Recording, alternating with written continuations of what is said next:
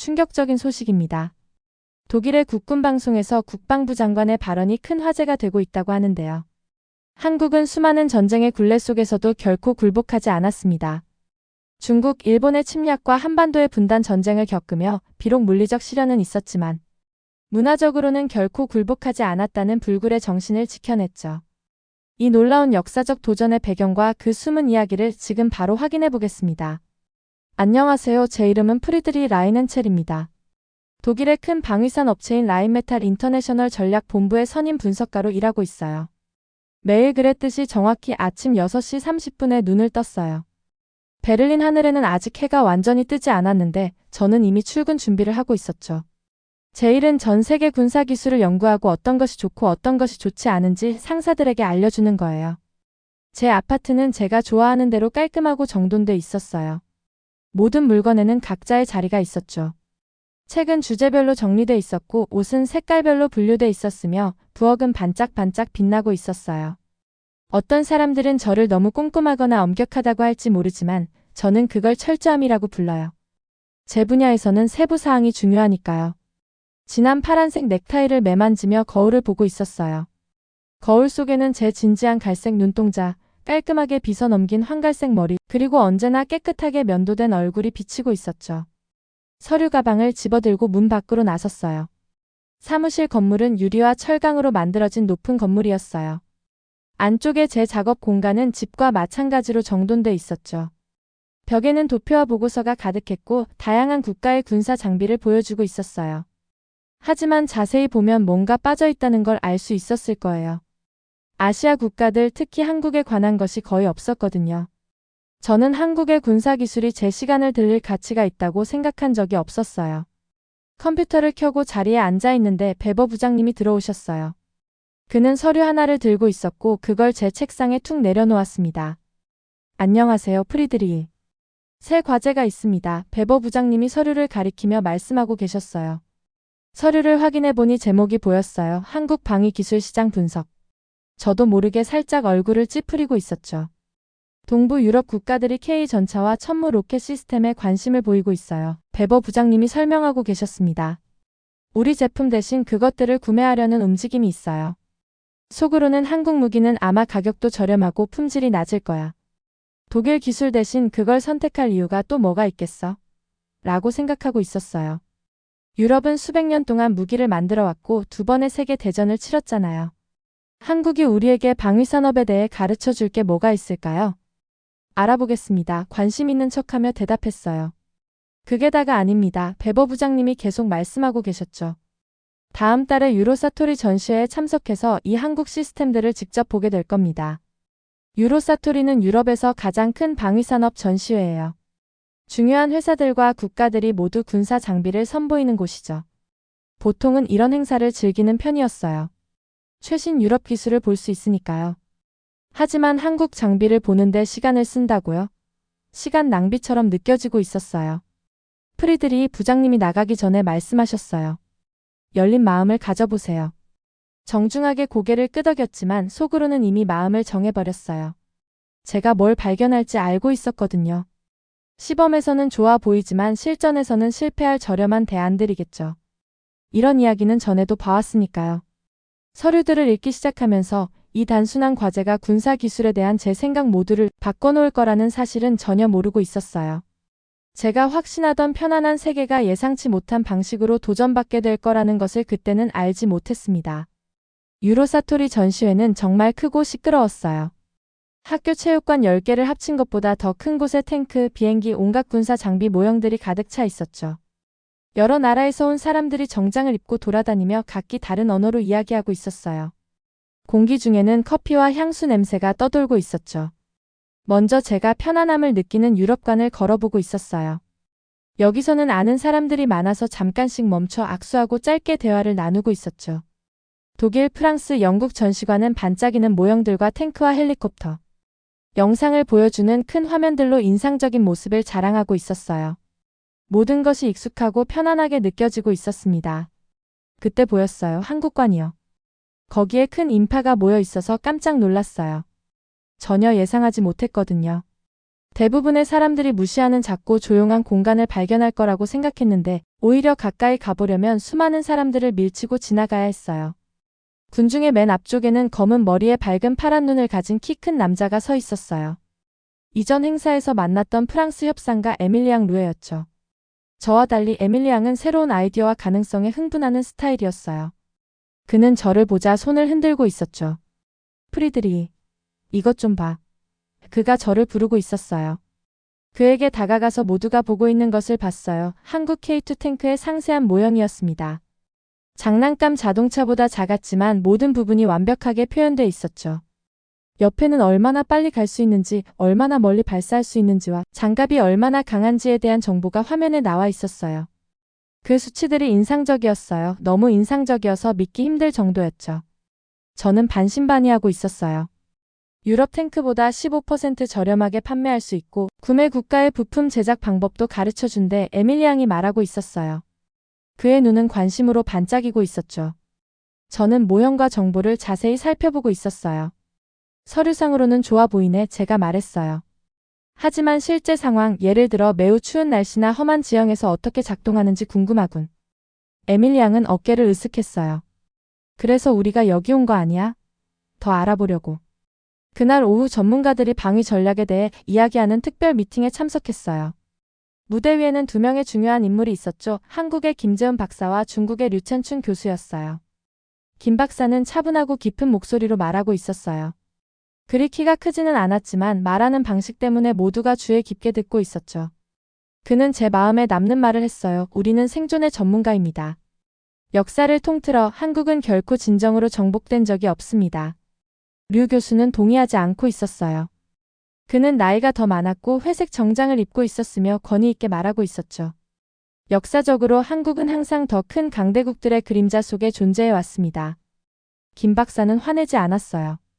그저 살짝 미소 지으며 대답하고 있었죠. 교수님의 견해를 존중합니다만 우리 역사는 다르게 보여줍니다. 고대 왕국에서 현대에 이르기까지 우리는 압도적인 상황에서도 혁신을 통해 우리의 정체성과 주권을 유지해 왔습니다. 김 박사의 조용한 자신감에는 뭔가 저를 불편하게 만드는 것이 있었어요. 그는 자랑하거나 방어적이지 않았어요. 그저 절대적인 확신을 가지고 사실을 말할 뿐이었죠. 저는 항상 유럽의 군사기술이 전쟁의 긴 역사 때문에 최고라고 믿어왔어요. 하지만 여기 강력한 이웃들 사이에서 생존하는 것이 오히려 더 강한 혁신을 만들어낼 수 있다고 제안하는 사람이 있었어요. 회의실을 나오면서 저는 약간 균형을 잃은 것 같은 기분이 들고 있었어요. 마치 계단이 하나 더 있을 거라고 생각했는데 발이 평평한 바닥을 밟았을 때처럼요. 이 전시회에 가져왔던 확신들이 조금씩 흔들리기 시작하고 있었어요. 그리고 저는 이 느낌이 전혀 마음에 들지 않았죠. 바르샤바 근교의 진흙투성이 훈련장에 서 있는데 차가운 폴란드 공기가 제 얼굴을 파고들고 있었어요. 하늘은 회색이었고 가벼운 이슬비가 제 어깨 위로 내리고 있었죠. 코트를 더 꽉 여미며 클립보드를 한 번 더 확인했어요. 오늘은 한국 무기들이 실제로 그들이 주장하는 만큼 잘 작동하는지 볼 날이었어요. 제 주변에는 다양한 유럽 국가에서 온 다른 분석가들과 군 장교들이 서 있었어요. 어떤 사람들은 우산을 들고 있었고 다른 사람들은 비온 모자를 쓰고 있었죠. 우리 모두는 같은 이유로 이곳에 있었어요. 한국의 K2 탱크와 천무 로켓 시스템이 실제로 작동하는 모습을 보기 위해서였죠. 저는 펜을 준비하고 예상되는 모든 실수, 모든 실패, 모든 문제를 적어내릴 준비를 하고 있었어요. 시범은 5분 후에 시작한다고 하네요. 근처에 서 있던 폴란드 장교가 말하고 있었어요. 고개를 끄덕이며 마음의 준비를 했어요. 머릿속으로는 이미 보고서를 작성해 놓은 상태였죠. 한국 시스템은 적절히 작동하지만 유럽 기준에는 미치지 못함. 곧 볼 광경에 대해 너무나 확신하고 있었어요. 그때 들렸어요. 멀리서 낮게 울리는 소리가. 점점 커지더니 K2 탱크가 언덕 너머로 나타났어요. 저는 그렇게 큰 기계치고는 얼마나 조용한지에 놀라고 있었어요. 대부분의 탱크는 매우 시끄럽지만 이 탱크는 포효하기보다는 속삭이는 것 같았거든요. 그 다음에 일어난 일은 제 심장을 더 빠르게 뛰게 만들고 있었어요. 탱크가 불가능할 것이라고 생각했던 지형을 가로지르고 있었어요. 가파른 언덕, 깊은 진흙, 큰 바위들이요. 마치 고양이가 자기 영역을 돌아다니는 것처럼 쉽게 올라가고 돌고 속도를 높이고 있었죠. 그러다가 갑자기 멈춰서 2km 이상 떨어진 목표물을 향해 발사했어요. 모든 발사가 정확히 중앙을 맞히고 있었죠. 클립보드를 내려다보니 아무것도 적지 않았다는 걸 깨달았어요. 제 손이 얼어붙은 것 같았는데 추위 때문이 아니라 충격 때문이었죠. 이건 제가 예상했던 것이 아니었어요. 전혀요. 다음은 천무 로켓 발사기였어요. 뒤쪽에 여러 개의 로켓 튜브가 달린 큰 차량이었죠. 발사할 때는 발 아래 땅이 흔들리고 있었어요. 로켓들이 하얀 연기 자국을 남기며 공중으로 날아가더니 완벽한 정확도로 목표물을 맞추고 있었어요. 승무원들은 5분도 안 되는 시간에 시스템을 재장전했어요. 제가 아는 어떤 유럽 시스템보다 빨랐죠. 에밀리 양이 흥분한 눈을 크게 뜨고 제 옆에 나타났어요. 놀랍지 않아? 그가 말했어요. 저는 그저 고개를 끄덕일 수밖에 없었어요. 목소리가 목에 걸린 것 같았거든요. 미리 준비해둔 모든 비판이 머릿속에서 사라져 버리고 있었어요. 그날 저녁 호텔 방의 작은 책상에 앉아 보고서를 쓰려고 애쓰고 있었어요. 타이핑하고 지우고 다시 타이핑하고 있었죠. 말이 쉽게 나오지 않고 있었어요. 한국 기술에 대한 제 생각이 잘못되었다는 것을 어떻게 설명해야 할까요? 우리가 뒤처지고 있을지도 모른다는 사실을 상사들에게 어떻게 말해야 할까요? 화면 속 문장을 응시하고 있었어요. 한국 방위 시스템은 진지하게 고려해 볼 만한 예상치 못한 능력을 보여줍니다. 이건 제가 여기 왔을 때 쓰려고 계획했던 내용이 아니었어요. 하지만 사실이었죠. 그리고 저는 불편한 진실이라도 정직한 것에 항상 자부심을 가지고 있었어요. 노트북을 닫고 창가로 걸어갔어요. 밖에서는 바르샤바의 불빛들이 밤하늘에서 반짝이고 있었죠. 안에서는 제 마음속에 싸움이 벌어지고 있었어요. 오래된 믿음들이 오늘 제 눈으로 본 것과 싸우고 있었죠. 처음으로 제 경력 중 내가 잘못된 것은 아닐까 하는 생각이 들고 있었어요. 그 깨달음이 돌처럼 제 배 속에 무겁게 자리 잡고 있었어요. 한국 기술에 대해 제가 잘못 알고 있었다면 또 어떤 것들에 대해 잘못 알고 있는 걸까요?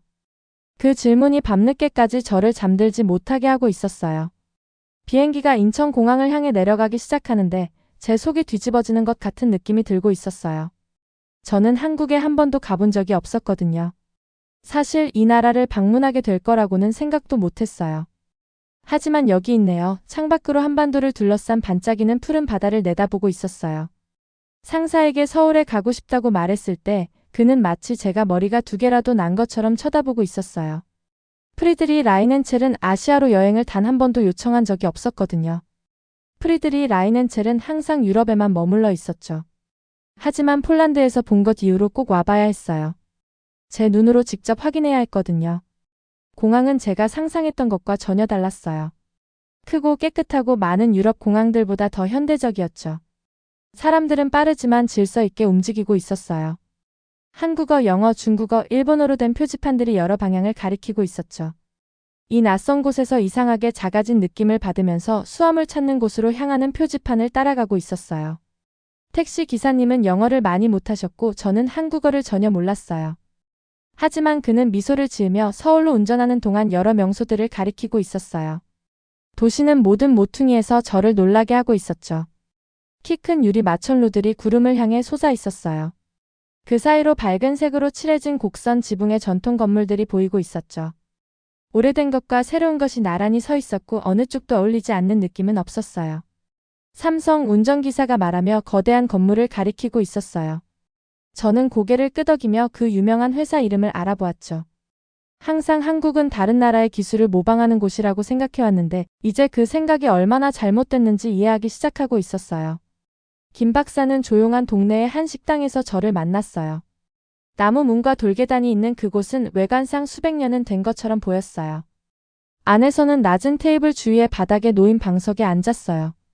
의자에 익숙한 키 큰 독일 남자에게는 이상한 느낌이었지만 불편함을 내색하지 않으려고 애쓰고 있었죠. 김 박사는 학회에서처럼 여전히 차분하고 자신감이 넘쳤지만 여기 그의 모국에서는 더 많은 것을 알아차릴 수 있었어요. 식당 안에 다른 사람들이 그를 존경의 눈빛으로 바라보는 방식과 그가 자기 잔에 따르기 전에 조심스럽게 제 차를 먼저 따르는 방식이요. 한국 역사에 대해 이야기할 때 그의 눈에 담긴 조용한 자부심이요. 그 후 며칠 동안 김 박사는 저를 방위연구소, 제조센터, 군사기지로 데려갔어요.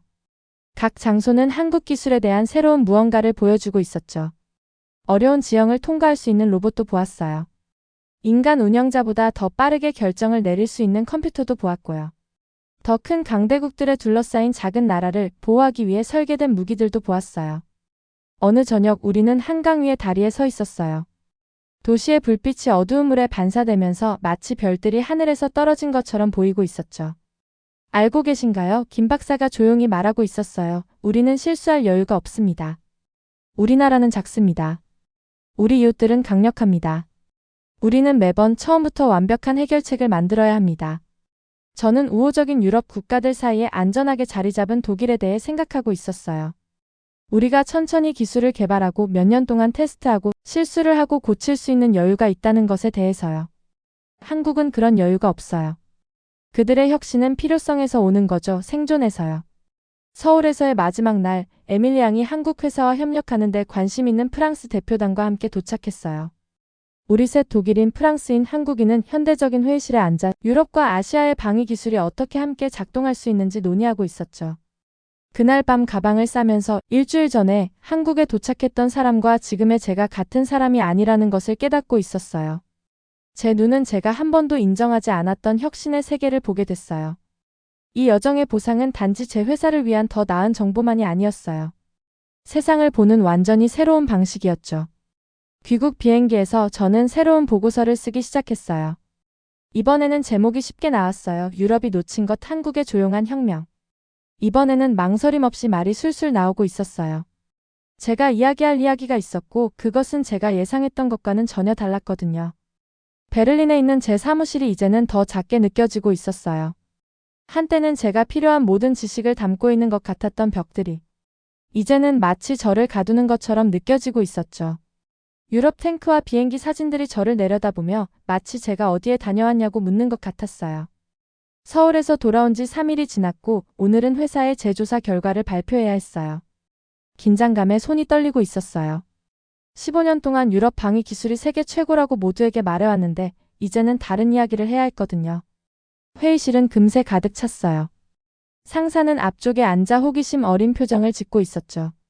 다른 분석가들, 엔지니어들, 회사 리더들이 자리에 앉으며 서로 속삭이고 있었어요. 비웃는 얼굴들도 보였어요. 옛날 프리드리히가 날카로운 말로 한국 기술을 무시할 거라고 예상하는 사람들이었죠.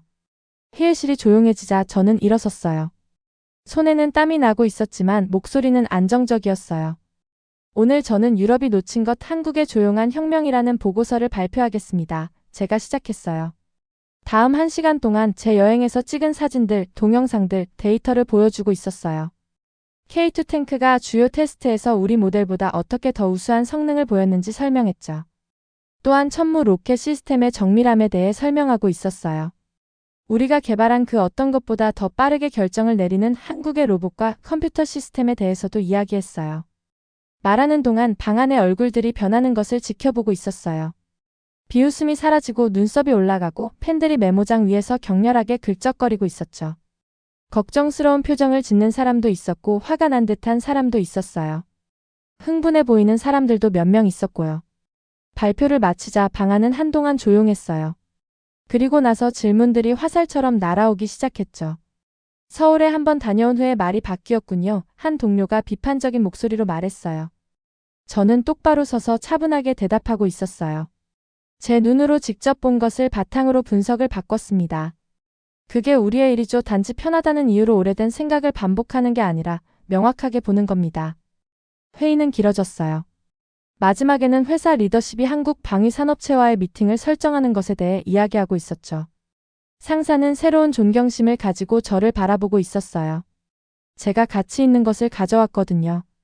우리를 위협하거나 파트너가 될 수 있는 경쟁자에 대한 진실이요.